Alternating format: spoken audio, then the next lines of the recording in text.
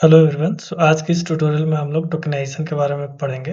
ठीक है, तो सबसे पहले जानेंगे कि टोकनाइजेशन क्या होता है, टोकनाइजेशन क्या है, क्यों इम्पोर्टेंट है, फिर टोकनाइजेशन के कितने टाइप्स होते हैं, फिर क्या क्या चैलेंजेस होता है टोकनाइजेशन में, और फिर लास्ट में हम एक कोड करके एग्जांपल देखेंगे कि टोकनाइजेशन कैसे परफॉर्म करते हैं।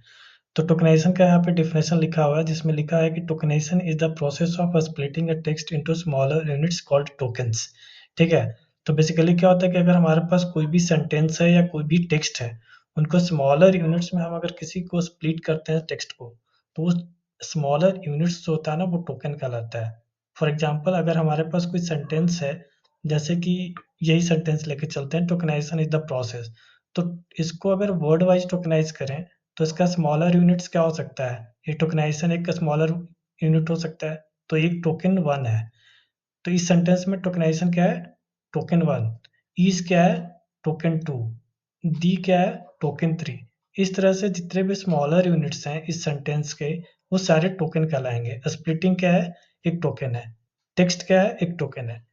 तो ये कहलाता है टोकन। ठीक है, तो अब क्या होता है कि this token can be words, sentence और सब वर्ड। ठीक है, टोकन भी बहुत तरह का होता है। अगर वर्ड वाइज टोकनाइजेशन की बात करें, तो अभी आपको एग्जांपल दिया कि पहले सेंटेंस में जो कि ये डिफिनेशन लिखा हुआ था, उसमें हर एक वर्ड जो है वो वर्ड वाइज टोकनाइजेशन का एग्जांपल दिया था कि टोकनाइजेशन एक वर्ड है तो वो भी एक टोकन है, ईज एक वर्ड है वो भी एक टोकन है, जो कि smaller units of the sentence है। ठीक है, सेंटेंस वाइज टोकनाइजेशन की बात करें, तो जैसे कि अगर आपके पास मल्टीपल सेंटेंस है, ठीक है, जैसे यहाँ पे 3 सेंटेंस है, अगर इसको हम टोकनाइज करेंगे सेंटेंस वाइज, तो हमारे पास 3 अलग-अलग सेंटेंस हो गए, राइट? अगर आपके पास एक बड़ा-सा पैराग्राफ है, जहाँ पे मल्टीपल सेंटेंस लिखे हुए हैं, ठीक है? तो उसको अगर सेंटेंस वाइज टोकनाइज करेंगे, तो हमारे पास मल्टीपल सेंटेंस आएगा। वो सेंटेंस कैसे आएगा? आइदर वो कंसीडर करेगा कि फुल स्टॉप लगा हुआ है, तो वो एक सेंटेंस कंसीडर होगा, या कोई पंक्चुएशन है, या फिर कोई भी सिंबल लिखा हुआ है जिससे कि मतलब पता चल सकता है कि वो एक डिफरेंट सेंटेंस है। ठीक है? तो वो सेंटेंस वाइज टोकनाइजेशन होता है। सब वर्ड्स क्या होता है कि जैसे किसी-किसी वर्ड में, जैसे कि फॉर एग्जांपल एक वर्ड है इम्पॉसिबल, ठीक है? अगर कहीं पे हमें ज़रूरत है कि आईएम जो है वो अलग हो जाए और पॉसिबल अलग हो जाए, ठीक है? कहीं पर हमें ज़रूरत है कि ये जो प्रीफिक्स है उसको अलग करें। तो इस तरह के टोकनाइजेशन को सब वर्ड टोकनाइजेशन करते हैं। ठीक है? अब आते हैं कि टोकनाइजेशन क्यों इम्पोर्टेंट है। तो पहला इसमें इम्पोर्टेंट पॉइंट लिखा हुआ है कि it helps in breaking down text data for easier analysis and preprocessing. ठीक है, पहली बात ये है कि जब हमारे पास large amount of text data होता है, तो हम उसको टोकनाइज इसलिए करते हैं कि ताकि उसको एनालिसिस करके उससे एक बेटर इंसाइट फाइंड करें। इसलिए उसको टोकनाइज करना बहुत ज़रूरी होता है। ठीक है, दूसरा आता है कि essential for preparing data for task like text classification, machine translation. तो जब भी ऐसा टास्क हो जहाँ पे हमें टेक्स्ट क्लासिफिकेशन करना हो या मशीन ट्रांसलेशन यूज केस हो, तो उस केस में भी टोकनाइजेशन बहुत इंपॉर्टेंट रोल प्ले करता है। जैसे अगर टेक्स्ट क्लासिफिकेशन की बात करें, तो हमारे पास जैसे बहुत सारे टेक्स्ट हैं, ठीक है? जैसे एक लिखा हुआ है टेक्स्ट है पावर। तो पावर क्या है? पावर एक क्या है, पॉजिटिव वर्ड है, राइट? पॉजिटिव वर्ड है। इसी तरह से कोई वर्ड लिखा हुआ है जिसका कि मीनिंग निगेटिव इम्पैक्ट डालता हो, ठीक है? जैसे वीक, ठीक है?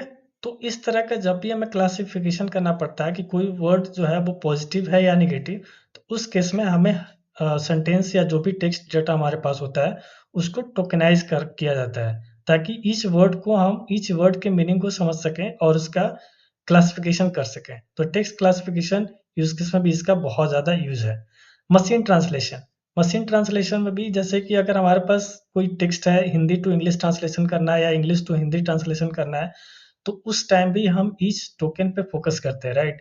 जो भी स्मॉलर यूनिट्स है उस पे फोकस करते हैं, क्योंकि ईच यूनिट्स का मीनिंग डिफरेंट हो सकता है। तो उस केस में भी ये टोकनाइजेशन बहुत इंपॉर्टेंट रोल प्ले करता है। अब आते हैं कि टाइप्स ऑफ टोकनाइजेशन। यहाँ पर 4 टाइप का टोकनाइजेशन होता है। जैसे वर्ड टोकनाइजेशन होता है, जो कि हमने ऊपर में डिस्कस किया है कि जो भी टेक्स्ट है उसको वर्ड वाइज टोकनाइज करें, और हर एक वर्ड जो होगा उसका स्मॉलर यूनिट होगा जो कि टोकन कहलाएगा। तो ये वर्ड वाइज टोकनेशन है, टोकनाइजेशन हो गया। सेंटेंस टोकनाइजेशन भी हमने डिस्कस किया कि अगर मल्टीपल लाइन्स का पैराग्राफ है हमारे पास, तो उसको सेंटेंस वाइज स्प्लिट करेंगे, तो उसको सेंटेंस टोकनाइजेशन कहेंगे, ठीक है। सब वर्ड भी हमने देख लिया कि इम्पॉसिबल वाला एग्जाम्पल देखा है ऊपर, ठीक है। कैरेक्टर टोकनाइजेशन में क्या होता है कि सबसे स्मॉलर यूनिट क्या होता है, वो कैरेक्टर होता है। जैसे अगर हमारे पास, मैं पावर वर्ड यूज किया ऊपर, राइट, तो पावर को अगर हम कैरेक्टर वाइज स्प्लिट करें, टोकेनाइज करें, तो कैसे आएगा? इसमें पी एक आएगा जो कि कैरेक्टर है, ओ आएगा, डब्ल्यू आएगा, ई आएगा एंड आर आएगा। तो ये क्या है? कैरेक्टर वाइज टोकनाइजेशन है, ठीक है। ये कैरेक्टर वाइज टोकनाइजेशन है। तो अगर जहाँ भी हमें ज़रूरत पड़े कि जैसे ऐसा कुछ यूज केस हो जहाँ पे हमें कैरेक्टर वाइज टोकनाइज करना पड़े, तो हम कैरेक्टर वाइज टोकनाइजेशन करते हैं। जैसे कि अगर मान लीजिए कि कहीं पे हमें ये जानना है कि ये जो टोकनाइज्ड वर्ड है, जो टोकन्स हैं, उसका लेंथ क्या है, तो उस केस में हम ये कर सकते हैं कि कैरेक्टर वाइज टोकनाइज करें, ठीक है। चैलेंजेस क्या है टोकनाइजेशन में? तो पहला चैलेंजेस ये है कि handling punctuation and special character. जब भी हमारे टेक्स्ट में कोई पंचुएशन आता है या स्पेशल कैरेक्टर आता है, तो उसको टोकनाइज करने में थोड़ा डिफिकल्टी होता है, क्योंकि स्पेशल कैरेक्टर का कोई मीनिंग नहीं हो सकता, राइट। वहां पर हम स्पेशल कैरेक्टर से कोई भी इंसाइट फाइंड नहीं कर सकते हैं। तो handling punctuation and special character is one of the challenge of tokenization, ठीक है। अब आते हैं dealing with compound words and hyphenated words, ठीक है। हाइफनेटेड वर्ड्स क्या होता है? जैसे यहाँ पे देख सकते हैं कि एक वर्ड लिखा हुआ है स्टेट ऑफ द आर्ट, और स्टेट और ऑफ के बीच में एक हाइफन है, फिर ऑफ और दी के बीच में हाइफन है, और आर्ट और दी के बीच में एक हाइफन है। तो इस तरह का जो भी वर्ड आता है जो कि हाइफनेटेड होता है या कंपाउंड वर्ड्स होता है, उसको टोकनाइज करना काफी मुश्किल होता है, क्योंकि उस केस में आपके पास एक्स्ट्रा आ जाता है, राइट। हाइफन का कोई मीनिंग नहीं होगा, राइट।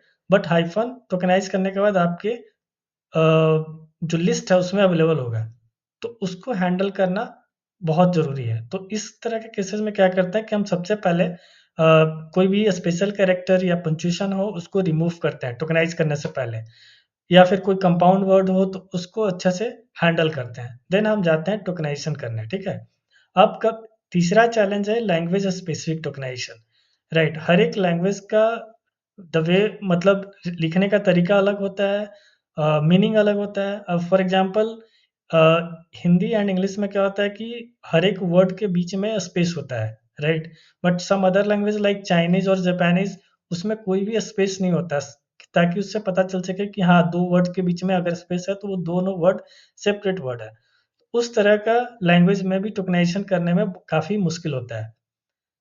अब हम टोकनाइजेशन समझ गए, तो चलते हैं हम कोड की तरफ और देखते हैं कि टोकनाइजेशन काम कैसे करता है, ठीक है। तब हम आ गए हैं गूगल कोलैब पे, जहाँ पर आप देख सकते हैं कि टोकनाइजेशन के लिए हम एनएलटी की लाइब्रेरी यूज़ कर रहे हैं। तो एनएलटी की लाइब्रेरी में हम क्या इंपोर्ट कर रहे हैं? फ्रॉम एनएलटी के डॉट टोकनाइज से हम क्या क्या इंपोर्ट कर रहे हैं? वर्ड टोकनाइज और सेंटेंस टोकनाइज। हम अभी टाइप्स में देखे थे कि वर्ड टोकनाइज क्या होता है और सेंटेंस टोकनाइज क्या होता है, तो ये दोनों लाइब्रेरी से हम इंपोर्ट कर रहे हैं, ठीक है। फिर उसके बाद एनएलटी के डॉट डाउनलोड करना पड़ता है, जो कि टोकनाइजर लाइब्रेरी या मॉडल जो भी होता है, उसको डाउनलोड करने के लिए हम nltk डॉट डाउनलोड और ये punkt अंडरस्कोर टैब लिखते हैं, ठीक है। इसको एग्जीक्यूट करते हैं, तो देख सकते हैं कि यहाँ पर ये लाइब्रेरी जो है वो इंपोर्ट हो चुका है, और जो टोकनाइजर मॉडल है वो भी इंपोर्ट हो चुका है, ठीक है, जो कि ट्रू रिटर्न किया है। अब आते हैं, ये टेक्स्ट है, ठीक है। एग्जाम्पल के तौर पे ये टेक्स्ट लिया हो कि hello world NLP is amazing, let's learn tokenization, ठीक है। इसको भी एग्जीक्यूट करते हैं। उसके बाद पहले हम देखते हैं कि वर्ड टोकनाइजेशन, जो कि हम अभी देखे थे कि अगर हमारे पास कोई टेक्स्ट है, अगर वर्ड टोकनाइजेशन करते हैं तो क्या होगा कि जो स्मॉलर यूनिट्स होगा, जो वो वर्ड होगा, उस सेंटेंस का, उस टेक्स्ट का वर्ड होगा। तो यहाँ पर जितना भी ये सेंटेंस, यहाँ पे कितने हैं? 3 सेंटेंस है, राइट। हेलो वर्ल्ड एक सेंटेंस है, एनएलपी इज अमेजिंग दूसरा सेंटेंस है, लेट्स लर्न टोकनाइजेशन ये तीसरा सेंटेंस है। तो वर्ड टोकनाइजेशन करेंगे तो हर एक वर्ड इसका अलग अलग आएगा, राइट। तो इसको प्रिंट करके देखते हैं कि word token equal to word tokenize, और इस टेक्स्ट को हम इसमें पास कर रहे हैं, और उसके बाद प्रिंट कर रहे हैं कि वर्ड टोकन्स में क्या आता है। तो वर्ड टोकन्स में आप देख सकते हैं कि जो भी वर्ड्स था वो सब अलग अलग टोकन्स में स्प्लिट हो चुका है और एक लिस्ट में स्टोर हो गया है। हेलो एक अलग यूनिट है जो कि एक टोकन है। वर्ल्ड इसी तरह से एनएलपी, इज, अमेजिंग, ये सब एक अलग अलग टोकन में स्प्लिट हो चुका है। अभी सेंटेंस टोकन्स के बारे में बात किए थे हम लोग कि सेंटेंस टोकनाइजेशन क्या होता है। तो उसमें क्या होता है कि जो भी मल्टीपल सेंटेंस है वो सेंटेंस वाइज टोकनाइज हो जाएगा और एक लिस्ट में स्टोर होगा। तो इसके लिए ACNT अंडरस्कोर टोकनाइज करके फंक्शन है उस लाइब्रेरी का NLTK में, उसको इंपोर्ट करके उसको टेक्स्ट पास करके देखते हैं कि उसमें सेंटेंस टोकनाइजेशन में क्या आउटपुट आता है। तो यहाँ पे देख सकते हैं कि जो भी 3 सेंटेंस था उस टेक्स्ट में मल्टीपल सेंटेंसेस थे, राइट। तो एक सेंटेंस था हेलो वर्ल्ड, तो यहाँ पे देख सकते हैं ये एक सिंगल टोकन में स्प्लिट हो चुका है।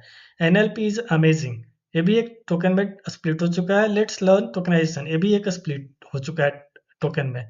तो इस लिस्ट में टोटल 3 टोकन्स हो गए क्योंकि 3 सेंटेंस थे। तो आई होप कि आपको टोकनाइजेशन का कॉन्सेप्ट समझ में आया होगा, and thank you so much.